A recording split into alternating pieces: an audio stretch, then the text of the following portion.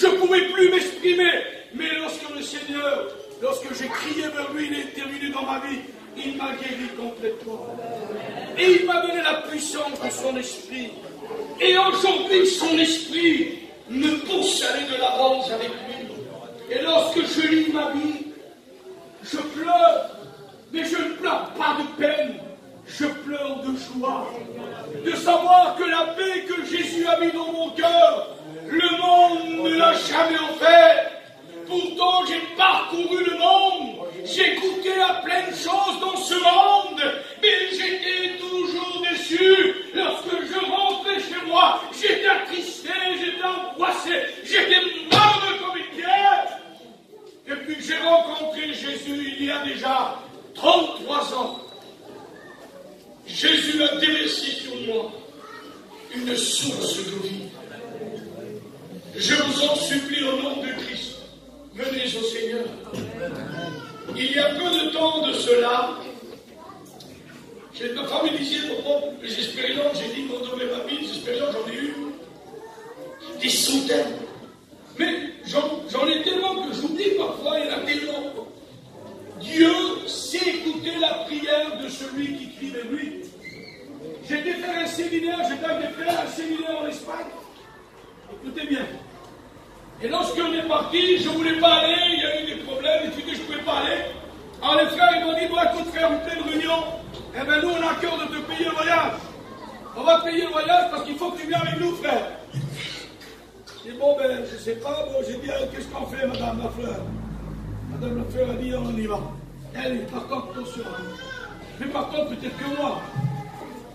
Et on est parti. Alors moi j'ai demandé ce qu'il y a des inconvertis qui viennent. Il m'a dit oui, il y en a quelques-uns. Alors j'y vais. Sinon je n'aurais pas été. Hein. Je suis pas pasteur. Moi. Après le pasteur qui s'occupe des chrétiens, c'est vrai. Et nous on prêche l'évangile.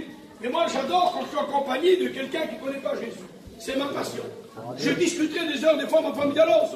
On va. Parce que moi, même un gadjo, dehors, je parle des heures. Et j'ai fait des expériences, je disais à un Africain noir, il passait un civil, avec, vous savez, qui fait attention, là. Et en parlant, bonjour, on discutait un peu, vous êtes pasteur, je suis pasteur. J'ai commencé à prêcher l'évangile. Il a commencé à pleurer. Il dit, monsieur, depuis ce que je cherche des années, vous me l'avez donné en quelques instants. Dieu a bouleversé sa vie. Il pleurait, il dit, monsieur, on veut de vous connaître, vous avez rempli mon cœur. Dieu est puissant. Et là, nous avons parti en Espagne. Et là, sur la route, alors on a fait une réunion 16 heures. 16 heures de réunion. On est parti à 7 heures du matin de Paris. Et on est arrivé presque pas loin de minuit à Barcelone, à Lloret del Mar. Mais on a fait 16 heures de réunion. Alors je te dis pas ce qui s'est passé dans le bus. Des conversions, des baptêmes du Saint-Esprit, des réconciliations. On a arrêté pour boire de la limonade. Les gens ils téléphonaient à nos familles. Pardon ma soeur, pardon ma belle-sœur, mon beau-frère. Je ne parlais pas. Ils avaient la haine. Dieu, en chemin dans un bus. Il remplissait les bus de sa puissance. Quel Dieu merveilleux.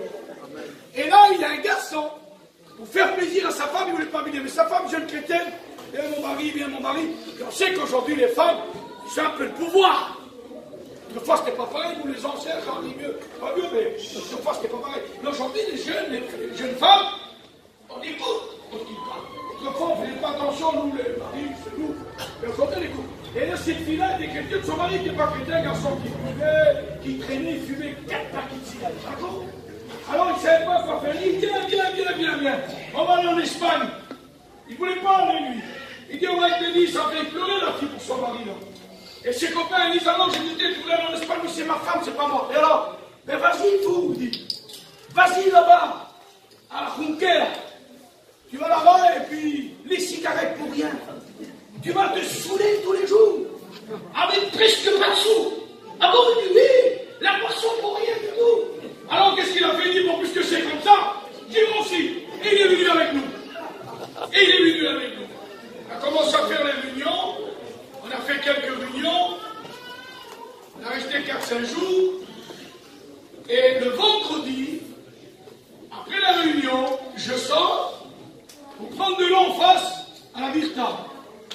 Je cours Pascal, je dis, monsieur, je fais monter de l'eau. Et puis ce garçon avec un autre, on lui de la bière. Il dit, Seigneur, c'est dans le garçon. Mais moi, je ne connaissais pas sa vie. samedi soir, Dieu me met au cœur une prédication. Est-ce qu'il y aura des sauvés après l'enlèvement de l'Église? Parce qu'il y a des gens qui disent, mais après l'enlèvement de l'Église, j'aurai une deuxième chance. Et il y en a qui se basent là-dessus. Oh, si je ne pars pas à la résurrection d'Anastasias, c'est-à-dire la résurrection des sauvés, ben je partirai après. C'est pas grave. Mais c'est un tort. Parce que la Bible passe sans vite avec vous. La Bible dit que tous ceux qui ont refusé l'appel de Jésus, tous ceux qui ont dit non à Jésus, ils ne partiront pas et ne pourront plus repartir non plus. Parce qu'il viendra sur eux un esprit d'égarement. Et ça sera fini le salut. Ils passeront la tribulation. Et je ne veux pas m'étendre là-dessus parce que je ne veux pas envie de vous faire peur. Et j'ai prêché dans les détails, alors j'ai prêché sur les 7 trompettes. J'ai prêché sur les 7 coups. Mais vite fait passer comme ça. Moi j'adore l'Apocalypse. Ça fait plus de 32 ans que je prêche l'Apocalypse. Je prêche des choses qui viennent 30 ans en arrière qui se réalisent aujourd'hui. L'enlèvement de l'Église, toute ma vie j'ai prêché que Jésus vient. Quand j'étais jeune garçon, je fais pizza de projet. À ma femme, j'avais un petit camion. Et il fallait que j'aille prêcher l'évangile. Je vendais mon camion. Et j'allais prêcher l'évangile. Parce que je disais à ma femme, peut-être que le Seigneur il vient là, dans quelques jours, dans un mois. Alors il faut qu'on ait un peu d'argent pour lui, on attend Jésus. Et puis s'il ne vient pas, eh bien le Seigneur pourvoira nos besoins. Et je partais dans les pays étrangers. Prêcher l'évangile.